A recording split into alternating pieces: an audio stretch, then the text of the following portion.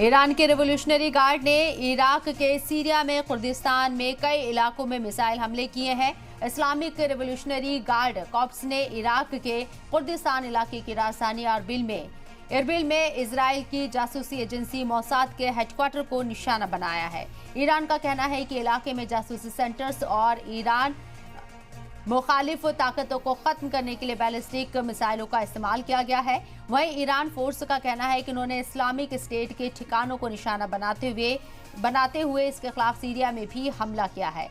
Iran के Kurdistan की राजधानी एरबिल में करीब 40 किलोमीटर नॉर्थ ईस्ट में अमेरिकी सिफारत खाने के साथ साथ रिहायशी इलाकों के पास धमाकों की आवाज सुनी गई। कुर्दिस्तान सरकार की सिक्योरिटी काउंसिल ने एक बयान में हमले को जुर्म बताते हुए कहा है कि एरबिल पर हमलों में कम से कम 4 शहरियों और की मौत हो गई है और 6 अफराद जख्मी हो गए हैं। बताया जा रहा है कि महलूकीन में कुर्द बिजनेस टाइकून प्रेशा दियाजी और उनके घर के कुछ लोग भी शामिल हैं। एक रॉकेट उनके घर पर गिरा जिससे उनकी मौत हो गई। दियाजी कुर्दिस्तान में रियल एस्टेट स्कीम से जुड़े थे और इन हमलों के बाद एरबिल हवाई अड्डे पर फ्लाइट सर्विस को फिलहाल रोक दिया गया है। ईरान ने पहले भी इराक के नॉर्थ कुर्दिस्तान में हमले किए हैं। ईरान का कहना है कि इस इलाके का इस्तेमाल अलहदगी पसंद ग्रुप और इजराइल के एजेंट उसके खिलाफ करते हैं।